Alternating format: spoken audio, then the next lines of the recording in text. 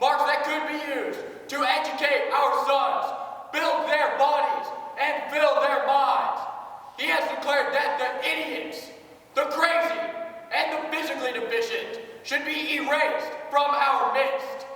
Our wise and prudent leader has set forth a manner for ridding ourselves of that burden, of that life not worthy of life. For now, this plan remains amongst us. Is that understood? Not everybody has the best interests of our country at heart. Our methods must remain confidential.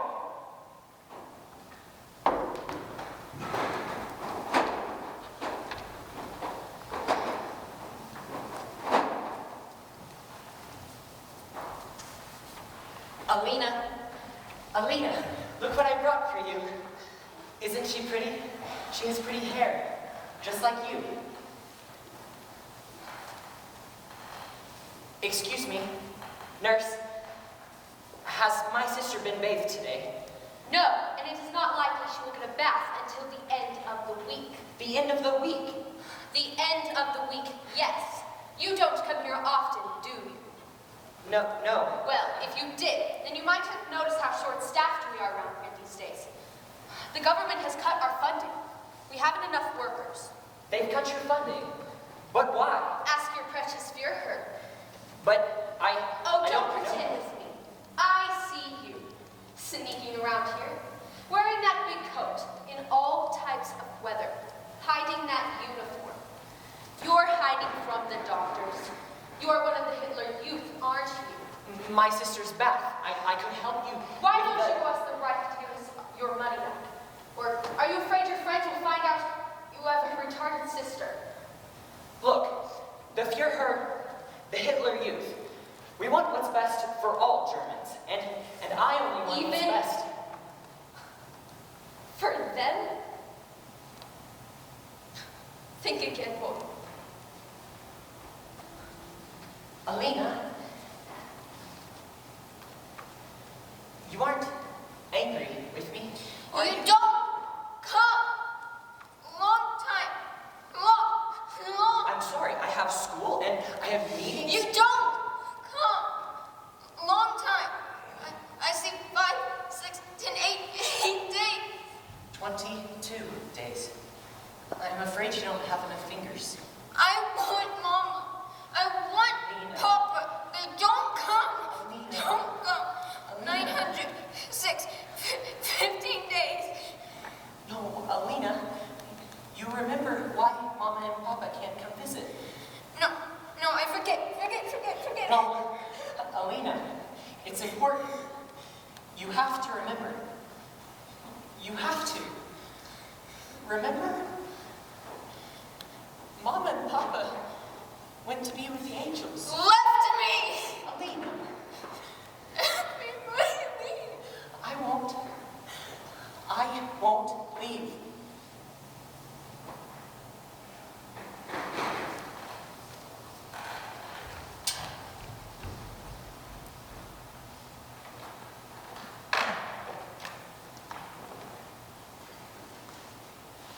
Now, before we end today's meeting, I would like to hear at least one of the poems I asked you to write in honor of our Führer. Who will read? Victor? In honor of Adolf Hitler.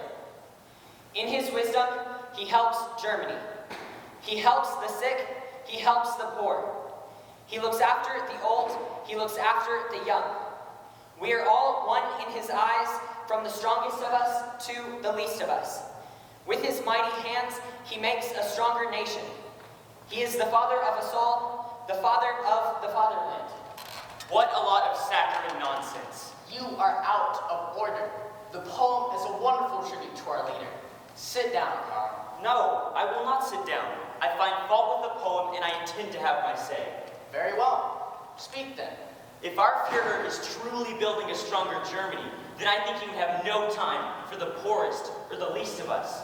Would you not agree that Germany has no place for the weak? Like the weak but greedy Jews. Just so. They fill our streets like rats. They take our jobs. I only meant that the Führer has has the well-being of all Germans as his concern. Faulty thinking. There is no room in the right for those who cannot carry their own weight. Carl has a point, I think. In my grandfather's building, there's a blind man. This blind man gets a pension from the government. All he does is sit around and drink all day and listen to the radio. Now, how is that a good use of government money? Well, the blind man is still a German, after all. Yes, but not a good German. A good German advances Germany. This blind man is like one of many who hold it back. On my street, there's a family who has an idiot son. He sits on the curb all day, drooling and staring at nothing. They too get government money. The government gives them money to buy bread for this idiot who is good for nothing. My father pointed him out to me the other day and said that idiot is like a lame horse, eating the oats from the field. The oats go to waste. The bread that goes to that idiot could feed our soldiers in Poland. It could be of some use. Well said. And we all know a good German, a good Aryan, is healthy and strong in all respects. No simpering, weak-backed holes. No cheating gypsy blood with their shifty black eyes. And no greedy, money-grubbing Jews breaking the backs of Germans. Yes, but surely those are different from the blind man or the idiot. They harm no one. Well, Victor might be right. These people can't work, but I don't suppose they really hurt anyone. Yes, but they don't help anyone either, least of all themselves. Haven't you been paying attention? Don't you have any sensibility at all? Surely, you students haven't forgotten the law. Can anyone quote the law to which I'm referring to? If you can do it, I will personally write a letter of commendation to the head of the Hitler Youth, Herr von Skierat. I can, sir. It is the law for the prevention of hereditary diseases.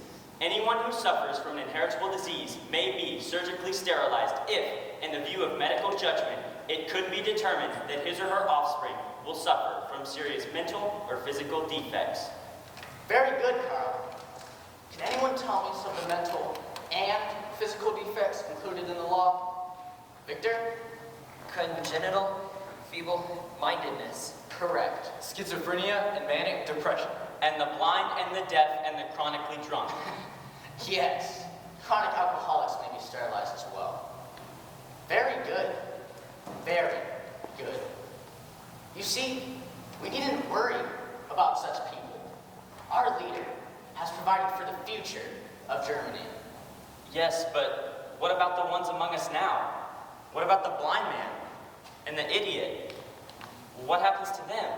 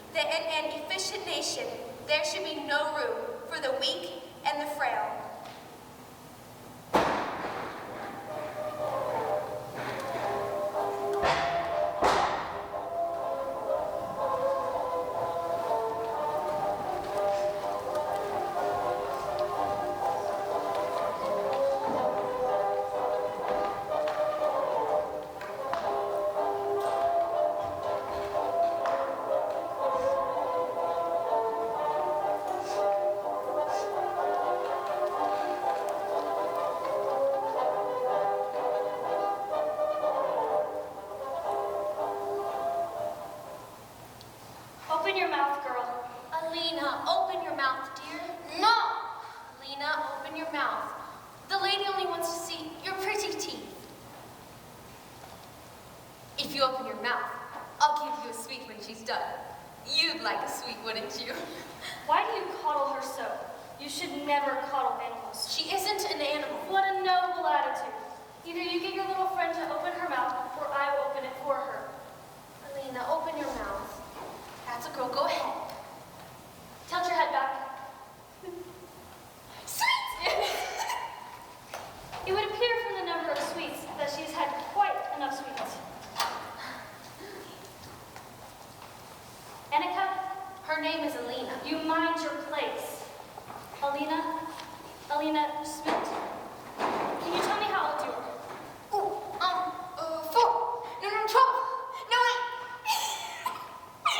You were 17 years old.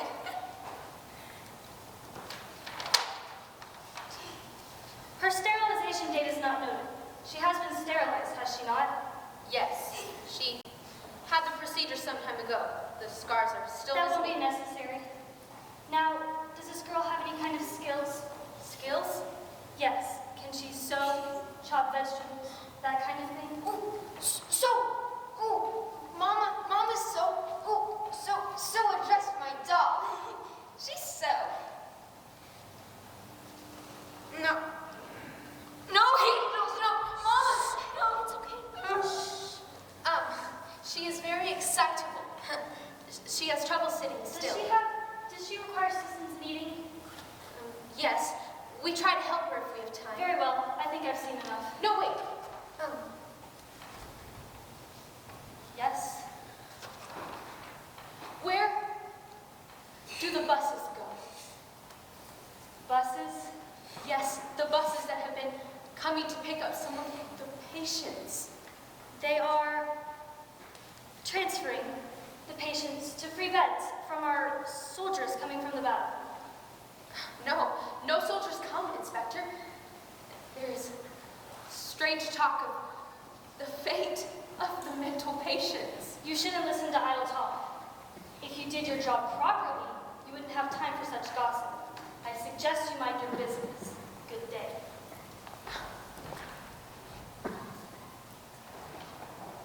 Today we have been given new books by our Führer. We are fortunate that he feels your education is so important to both your future and the future of Germany. Aren't we? Yes, ma'am. Very well then. Turn to page 6. Who will solve the problems at the blackboard? I will. Write down this sum. 6 million marks. This is the amount it costs to build an asylum. Now figure how many schools, at 40,000 marks apiece, could be built with this money. Excuse me, ma'am, but why are we doing arithmetic problems about asylums? Because there is a lesson in it. And what lesson is that exactly? A lesson of economics, designed to teach you how our precious German resources are being wasted.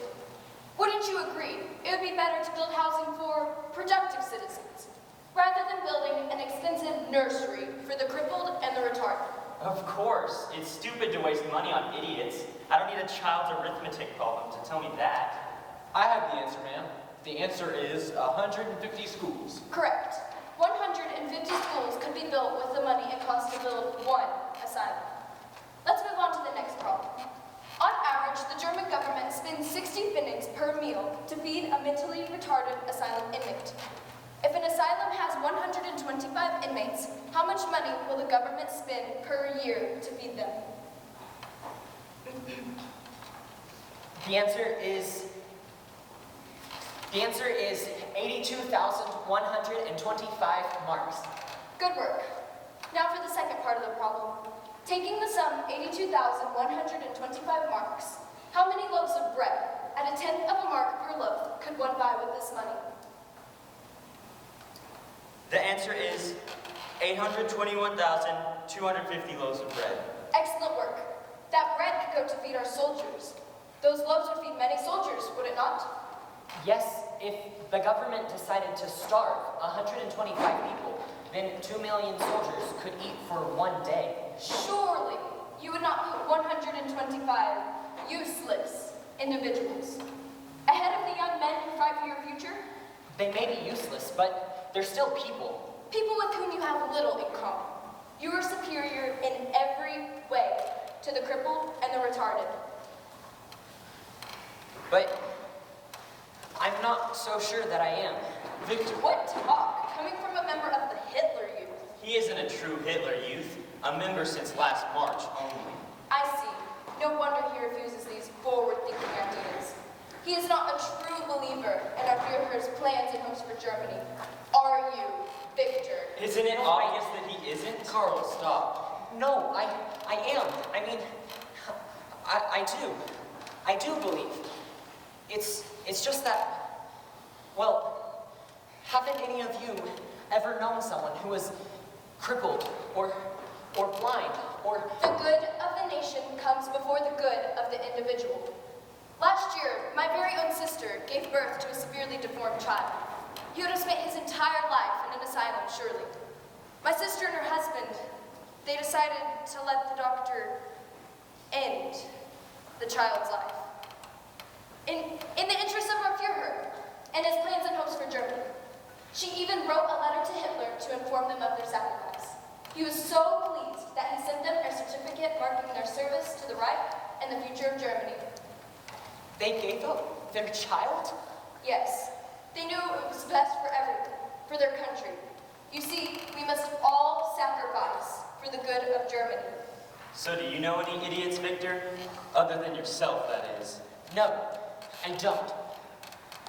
Eventually, when there is no longer need for asylums, you will all see the great value in Adolf Hitler's vision for Germany. He sees a land full of only happy and healthy people. Won't that be wonderful?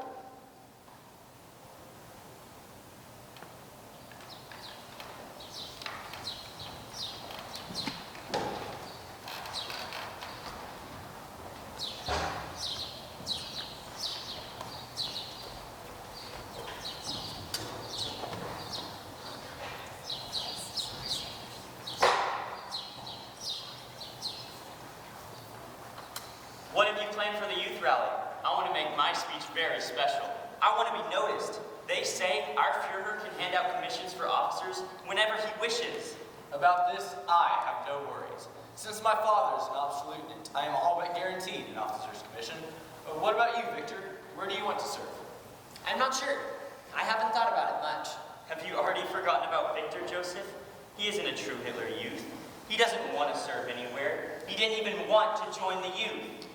Yes, I was meaning to ask you about that, Victor. Is it true that you were made to join the youth? It isn't important. I just didn't join until March. That's all. But wasn't that when the membership became mandatory? Yes, see? I told you. He was forced in. But why, Victor? You wouldn't understand, Joseph. Well then, enlighten us. Or are you afraid? I'm not afraid. I just don't want to talk about it. Well, what do you think, Joseph? Is he a communist spy? Or maybe a gypsy? Or worse, a Jew? I'm not a Jew. A spy then? A gypsy? Carl, that's enough. Victor, just tell us. We're sure you have a good reason. Help the blind. Please. Help the blind. Well, what do we have here? How'd the Gestapo miss you, old man? Help the blind and bless our mighty Führer. Oh, I see. You've survived by pretending to be one of us. How pathetic. I have to go. Wait, I have an idea. I think we have stumbled across the perfect opportunity for Victor to prove his loyalty. Wait, what are you talking about, Carl? I say we give this leech here a taste of the youth. Please, don't hurt me. Heil Hitler. Heil Hitler. Just leave him alone. Come on, Carl. He's beneath us. Haven't you been paying attention in our classes? In our youth meetings? People like this are just taking up space. Please, don't hurt Shut me. up. Just leave him alone, Carl. You really would go against the wishes of the right, wouldn't you? You selfish coward. I bet you wouldn't even be in the youth if they hadn't made you. Carl, that's enough. He'll die soon enough anyways. And look, he's in the gutter, where he belongs. Are you afraid too, Joseph? And what would your Oberstleutnant father think of you if you passed up such an opportunity? Well, my father would. Your father, whom I have heard, has spent many fine hours working over Jews with the butt end of a rifle. You're nothing like your father. You're just like Victor, weak and scared. Shut up. I bet you wouldn't even be in the youth if it weren't for your father. That isn't true. What a disappointment you must be. If only your father had a son like me. Well, my father would. Your father would think you a yellow coward is what he would think. I'm not a coward. So what will it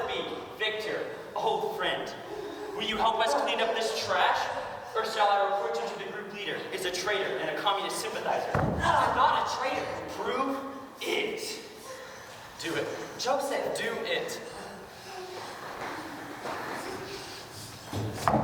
Show us some spirit, child of Hitler.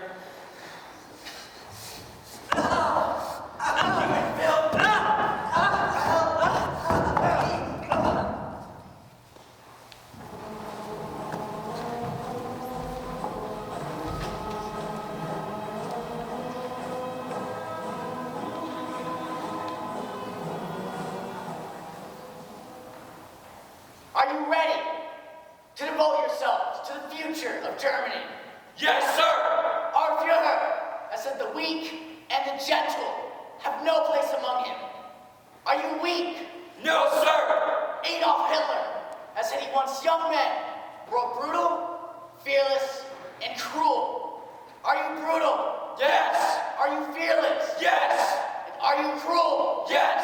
Then you are ready to speak the oath. In the presence of this blood banner, which represents our Führer, I swear to devote all my energies and my strength to the savior of our country, Adolf Hitler. I am willing and ready to give up my life for him. So help me God.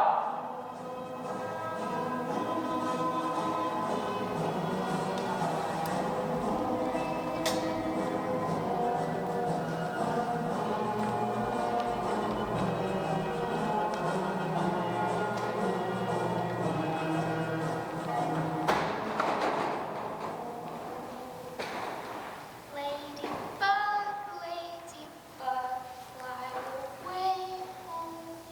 Your house is on fire, you children know. Alina, I'm so sorry. I'm so sorry. I'm so sorry. Cry. Don't be sad. Alina, your brother is a very bad person. I've done a very bad thing. Oh, I missed you very much, very much. Alina, I hurt someone. I hurt them. Hurt? Yes, I hurt them. Did they cry? Yes, they did. Oh, well then kiss and make it all better. Oh, how I wish I could, Alina. I wish I could. Well then, just say you're sorry. Mom says. I am sorry. I am sorry. Alina, do you still love your brother? A birdie! Yes, that's a sparrow. Mama used to call you her little sparrow. Do you remember? Well, Mama, Mama says, that, Mama God says that watches that he sees. Yes, Mama Mama says that God watches over all the sparrows. Yes, all the sparrows. 10, 12, 8. He watches. He sees. I cry. Mama sing. Oh, sing birdie song. Yes, I remember. She sings 6, 12, 14 times. Mama used to sing that song to you when you were sad. You sing.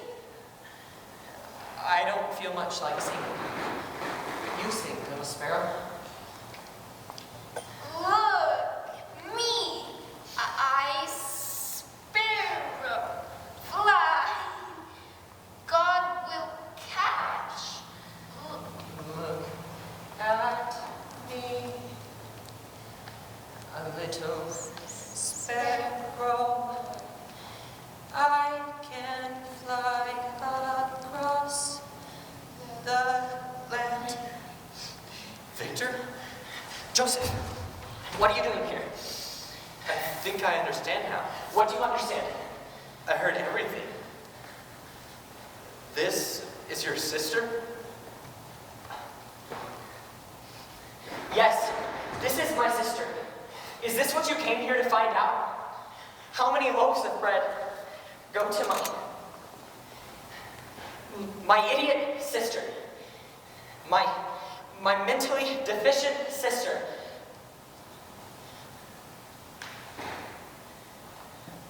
My twin sister. Victor, your twin? We have to leave. Right now. Do you realize what will happen if they find out you have a twin sister who is You can't even say it, can you? Victor, the law. I know. I'll be sterilized in case I carry the defect. Or worse, for lying about it, for hiding it. We have to leave.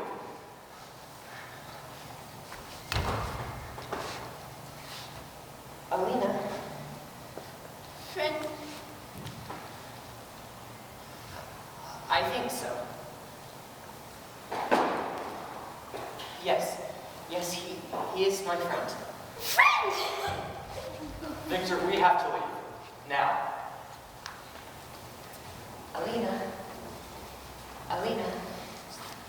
I have to go. No, leave. No, please. I have to leave. I'm sorry. You sing. Sing and remember the sparrow. Victor.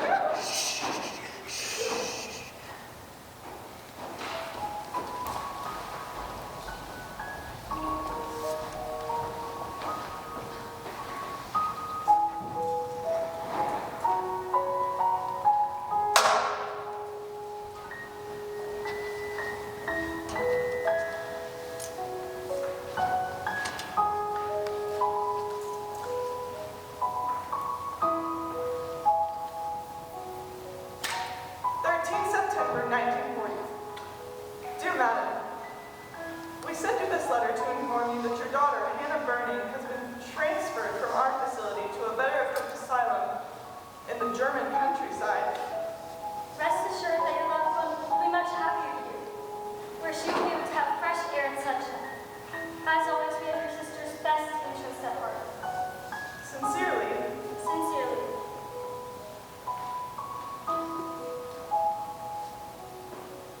16 September 1940. To the ward administrator. Could you please tell me where my daughter Hannah has been sent? I would like very much to be able to continue visiting her. Please send me the address. My sister gets frantic when she must pass a week without seeing me. Could you mail me a reply as soon as possible, please? Sincerely, Sincerely.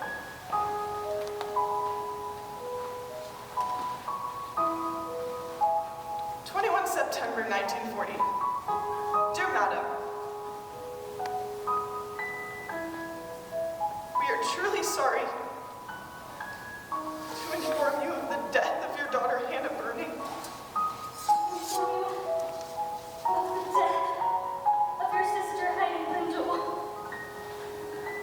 She developed sepsis from an infected wound. She died from a severe case of influenza. And unfortunately, medical intervention had no effect. And unfortunately, medical intervention had no effect. Considering the agony of life spent in an institution, You should consider your loved one's death a release. sincerely, Sincerely.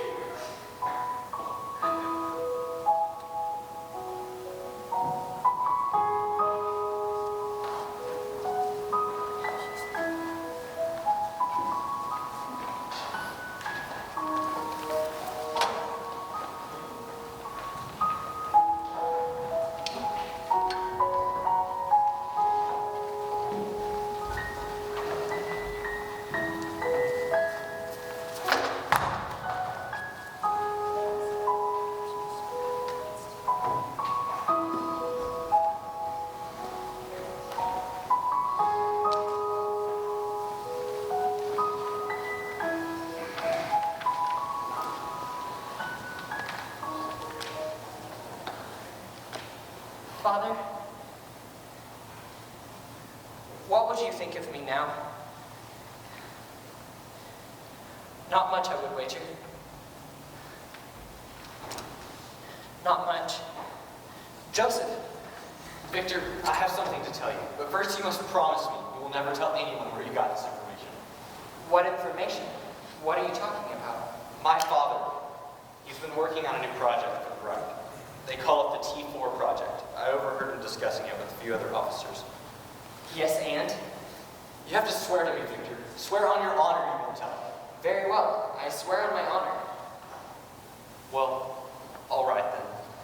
Have you received a letter from your sister's asylum? What? Why do you ask that? The T4 project is designed to reduce the need for asylums in Germany. Yes, Joseph? Well, the families receive a first letter explaining that the patient has been transferred to a new facility. And then they receive a second letter explaining that the patient has, well, that they have died of natural causes. Joseph, I don't understand. They don't just die, Victor. They're gassed. They're killed.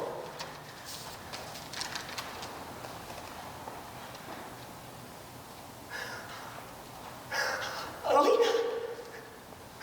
Oh, Joseph! They've transferred her. Where did they take Alina? I don't know. I've told you everything I know. I have to find Alina. Victor, you won't find her. They'll make sure of that. I have to go find her. Victor, come back. Victor!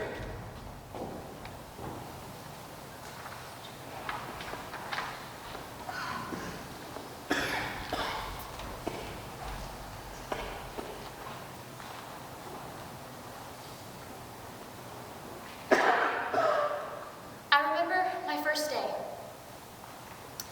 The first time the buses arrived. The patients were tired, confused, agitated. Some were crying. Some were screaming. We ushered them down a hall where a doctor had them remove their clothes, then examine them, making a mark on their back if they had any gold teeth. Then it was our job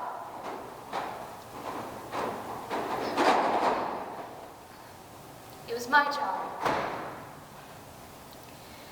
to lead them into the gas chamber. Where is Alina? Who? Alina, my sister. Please. You should talk to the doctor in Please, charge. you have to tell me. She must be so I frightened. don't know where they were Please, going. They don't you have to tell me. us. Take your hands off of her Where is Alina? Where have you sent my sister? and lower your voice. There are sick people here. Yes, and you are one of them. Where is Alina? Your family should have received a letter several days ago regarding your sister's transfer. I got your evil letter full of lies. I know what happens to those poor people that you send away. I know everything. Those poor people? In a way, my family's so ashamed they never come to visit. No, drooling, gibbering, limping burdens is all they ever were. Shut your filthy mouth, you monster! You should be aware that all transfer patients are processed immediately upon their arrival at the Hartham facility. I thought I understood the meaning of horror. Until that day. The day I watched a gassing.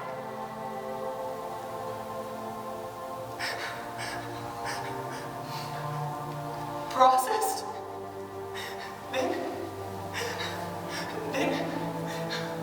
Alina is... Yes, dead. The doctors told us it was painless. But I couldn't believe that as I watched.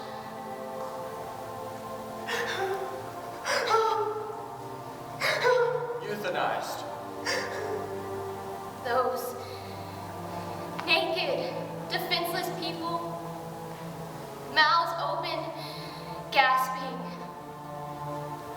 No air. No air. Only the poison. No! Mercifully released. Mercy? Their suffering seemed to go on and on. Mercy!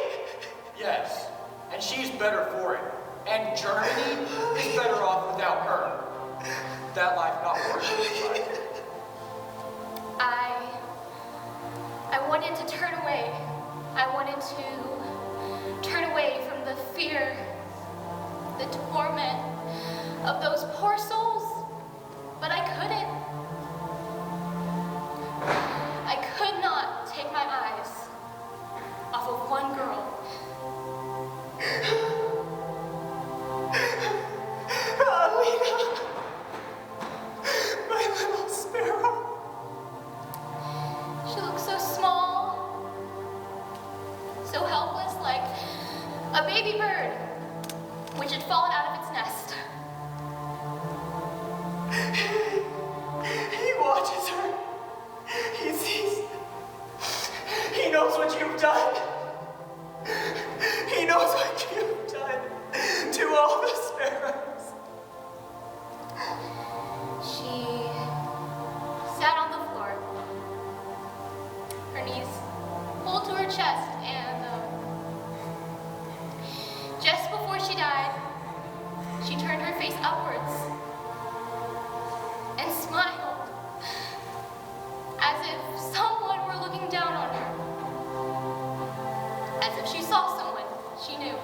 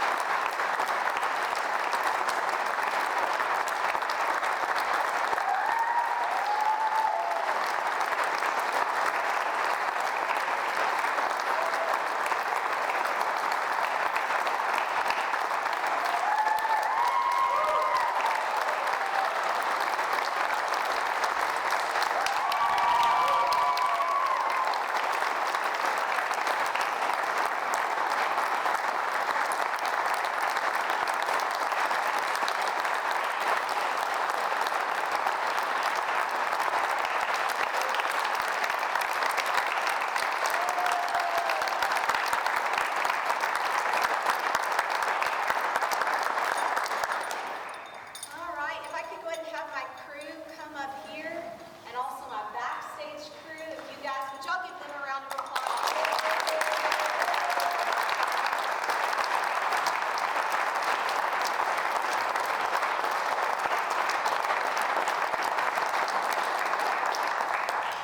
Awesome. So just real quickly, Daniel and Davis were in the back doing our sound and lights, and then we've got Hope Scarborough who waved. This is our stage manager. We had our assistant stage manager, Lexi Dawson, here, and then we also had Carson Jackson and Alex Newsom backstage as well.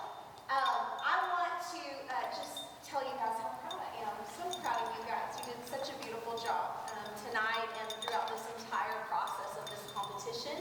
I hope that you were blessed by this performance tonight and just the story that these students have told. I'm sorry, I'm jingling a lot here.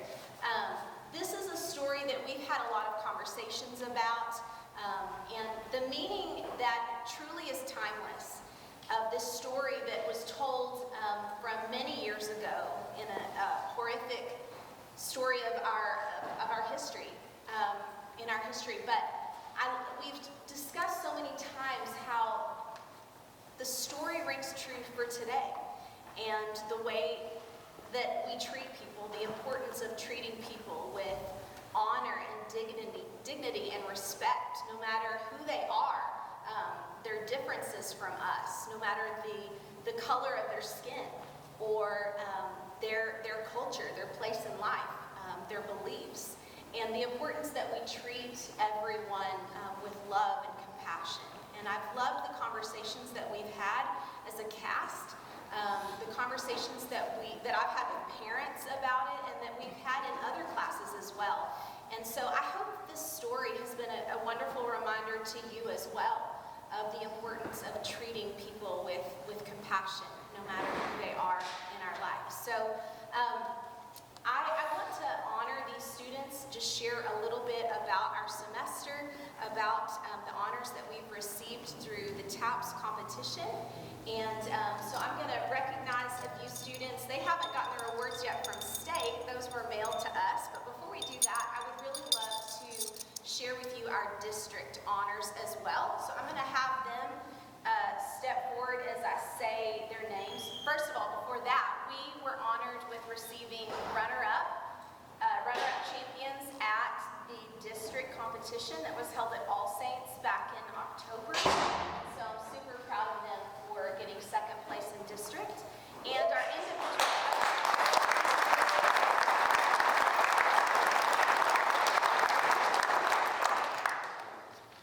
our individual awards, first of all, at district, receiving All-Star Crew, Hope Scarborough.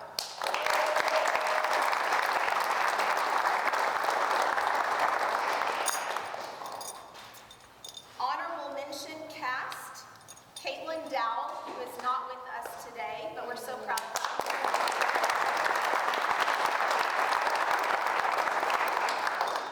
Abigail Evers.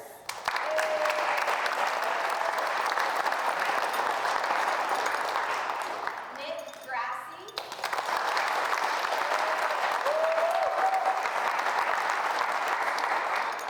Caleb Poe.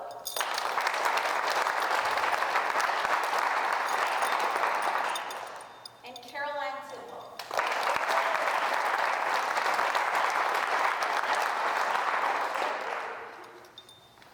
The students who were awarded District All-Star Cast, Mallory Collier.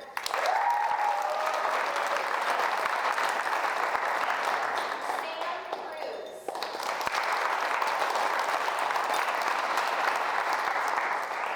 Maureen Dexter.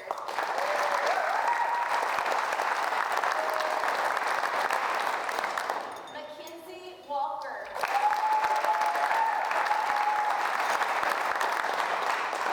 And Caden West.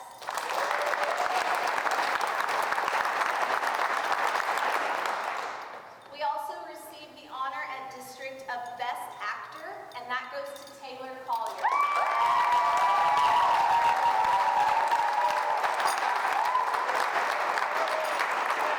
Let's step back, and now we'll do our state awards. So we did receive a plaque at state. We did receive 4th place at state, so I will just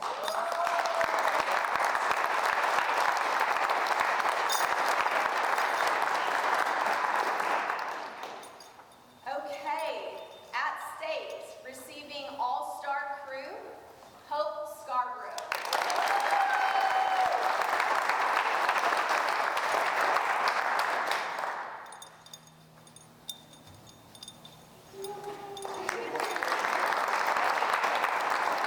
Also All-Star Crew, Davis Wooten.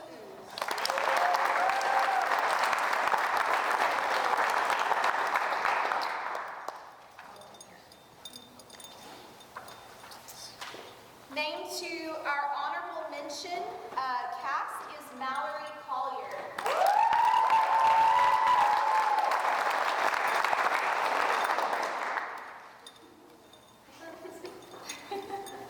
There we go. Also honorable mention cast, Mackenzie Walker.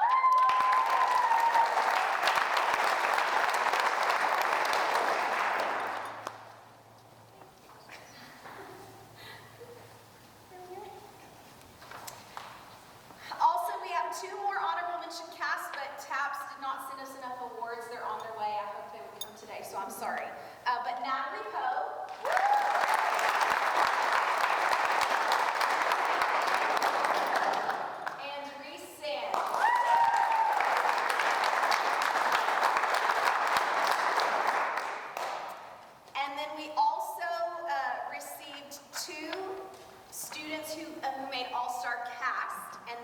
first one is Taylor Collier.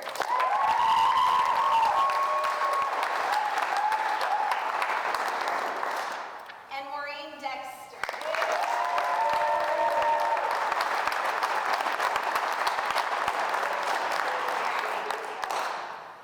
All right, if y'all would give them one more round of applause.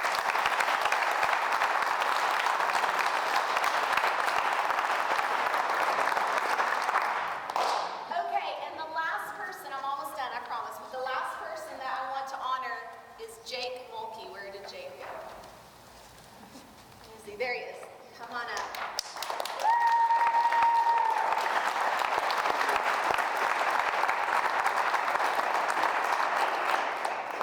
So I just want to recognize Jake. He stepped in mid-semester for us in helping me with the tech side of things, with lights and sound and so many things. I can't even begin to tell you everything that he has done for me. Just stepping in mid-semester was hard enough, but he has had to fix lights that completely went out, and so many other things. And so I appreciate you so much and all that you've put into this. It's a really cool thing when you teach a student and you get to see all of their abilities and giftings as a student, and then they come back and work with you. And so Jake was a student of mine a couple of years ago and did amazing things for us in our theater department, and we are so blessed and honored to have him back with us here at KPA. So if y'all would give him one more round of applause.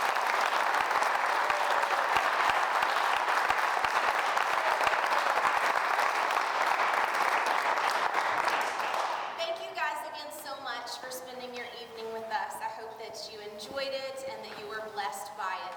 Have a great evening. Before we go, we have something for Mrs. West. Across us says, "His eye is on the sparrow, and I know he watches me." And some flowers. Thank you. Thank you.